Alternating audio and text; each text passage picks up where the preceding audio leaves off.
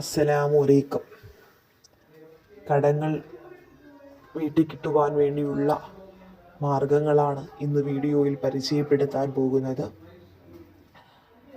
എല്ലാ പ്രയാസങ്ങളും, എല്ലാ സങ്കടങ്ങളും, എല്ലാ പ്രശ്നങ്ങളും മാറിക്കിട്ടാൻ എല്ലാവരും 5 വഖത്ത് നമസ്കാരം കൃത്യതയോടുകൂടി കൃത്യമായി നിർവഹിക്കുക.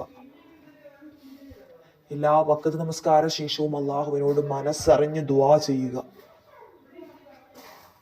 കഴിയുന്നതും എല്ലാ വഖത്ത് നമസ്കാരത്തിന് ശേഷവും അസ്മാ അൽ ഹുസ്നയിലെ യാ ഫത്താഹു യാ അല്ലാഹ് എന്ന നാമം, വിജയം നൽകുന്നവനെ എന്നർത്ഥമുള്ള ഈ നാമം 100 വട്ടമെങ്കിലും മനസ്സറിഞ്ഞ് അർത്ഥം മനസ്സിൽ വിചാരിച്ച് ചൊല്ലൂ.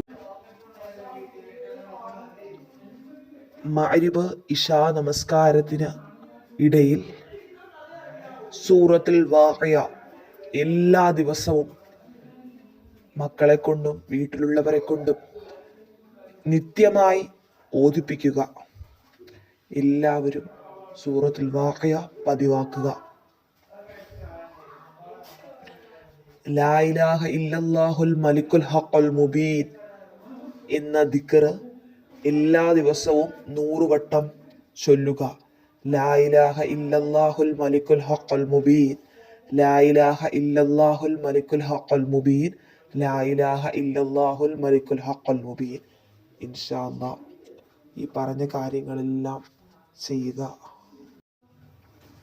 ഇൻഷാ അല്ലാഹ് എല്ലാവരുടെയും കടങ്ങൾ ഹലാലായ മാർഗത്തിൽ പടച്ച റബ്ബ് വീട്ടി തരട്ടെ. ആമീൻ ആമീൻ യാ റബ്ബൽ ആലമീൻ.